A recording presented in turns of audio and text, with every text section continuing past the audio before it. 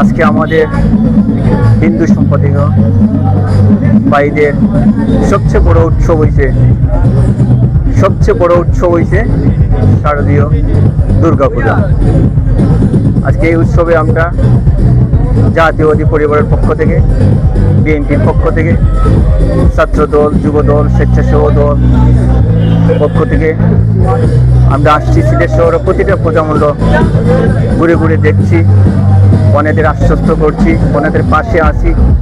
গতকালকে থেকে পূজা শুরু হয়েছে। সিলেট আমাদের একটা সম্প্রীতির শহর।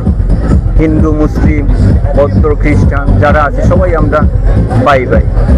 আমাদের দলের পক্ষ থেকে দলের নির্দেশনা আছে, দেশনায়ক তারেক রহমানের নির্দেশনা দিয়েছেন সারা বাংলাদেশ জুড়ে পূজা মণ্ডপে ছাত্র দলের, যুব দলের, স্বেচ্ছাসেবক দল, বিএনপি পরিবারের সবাই ওনাদের পুজো মণ্ডপের নিরাপত্তা কীভাবে আছে কোনো সমস্যা হচ্ছে না, আসল বিষয় সব কিছু দেখভাল করার জন্য। তো আমরা ধারাবাহিক আমরা ঘুরে ঘুরে দেখছি, অত্যন্ত শান্তিপূর্ণভাবে উৎসব হচ্ছে, উৎসবমুখর পরিবেশ সারা সিলেট জুড়ে হচ্ছে। আমরাও আনন্দিত, আমরাও এটা উপভোগ করছি।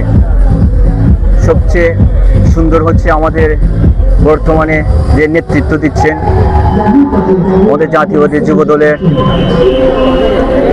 জেলা যুবদলের সাংগঠনিক সম্পাদক মাসুরুর রাসেল ভাই আমাদেরকে নেতৃত্ব দিচ্ছেন। প্রতিটা পূজা মণ্ডপগুলো ঘুরে ঘুরে দেখছি। আমাদের সাথে আছেন ছাত্র দলের, যুব দলের, স্বেচ্ছাসেবক সবাই, মাইয়া আছেন আমাদের ছাত্র দলের, আহাজ সুয়েব আছেন ব্লক কলেজের প্রেসিডেন্ট, আরও অনেকে আছেন। তো আমরা আসি যতদিন পূজা 1 তারিখ 2 তারিখ পর্যন্ত পূজা থাকবে, আমরা প্রতিটা পূজা মণ্ডল মিলে ঘুরবো। ওনাদের আনন্দ আমরাও ভাগাভাগি করে নিব। যত ধরনের সমস্যা, কোনো ধরনের সমস্যা হচ্ছে কি না হচ্ছে আমরা দেখছি, আরও থাকবে। আমরা 1 তারিখ 2 তারিখ পর্যন্ত আমরা অনেক পূজা মণ্ডলগুলো পরিদর্শন করছি, দেখছি খুব সুন্দর উৎসবমুখর হচ্ছে। আমরা তারা সাফল্য কামনা করি জন্য প্রথমেই জানাচ্ছি শারদীয় শুভেচ্ছা। আজকে এখানে যে মহানগর এবং জেলা ছাত্রদল, সিলেট জেলা যুব দলের সাংগঠনিক সম্পাদক মাসুর রাসেল ভাই এবং ছাত্রদের নেতৃবৃন্দের নেতৃত্বে আমরা পূজা মণ্ডপগুলো পরিদর্শনের জন্য আজকে আমাদের আয়োজন।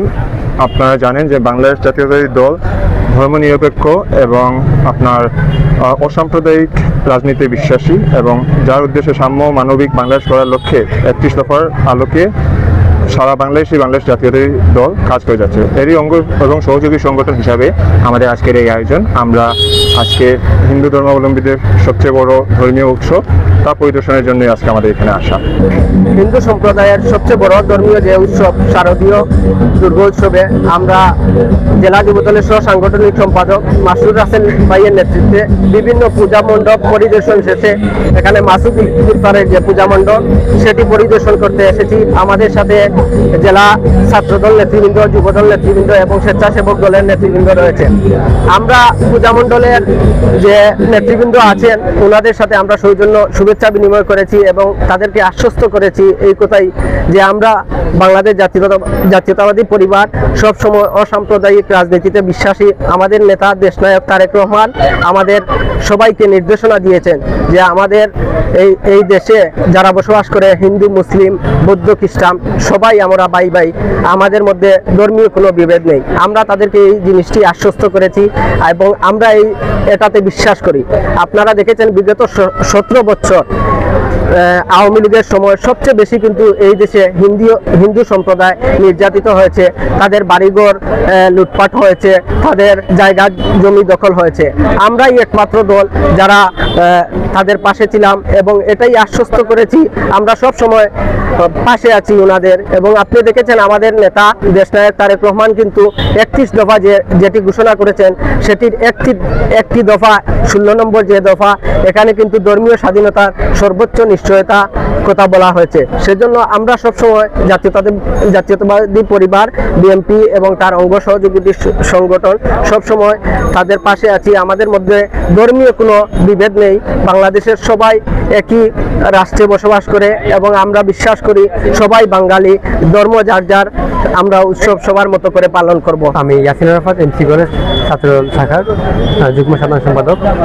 আমি আমার সিনিয়রদের নেতৃত্বে আমাদের সিনিয়র জেলা যুবদলের সাংগঠনিক সম্পাদক মাস্টার হাসান ভাইয়ের নেতৃত্বে এবং আমাদের ভাইদেরকে নিয়ে আমরা পূজা মণ্ডপ পরিদর্শন করেছি এবং আমরা সার্বক্ষণিক ইনশাআল্লাহ এখানে আসি। আমাদের ইউনিট আছে, আমাদের ছোট ভাইয়েরা বড় ভাইয়েরা আছে, ওনারা দেখভাল করবে এবং আইনশৃঙ্খলা বাহিনী পাশাপাশি আমরাও ইনশাআল্লাহ মাঝে মাঝে আসবো, দেখবো এবং যারা দায়িত্বশীল আছে তারা দেখবে যাতে কোনো অপ্রীতিকর কোনো ঘটনা না ঘটে।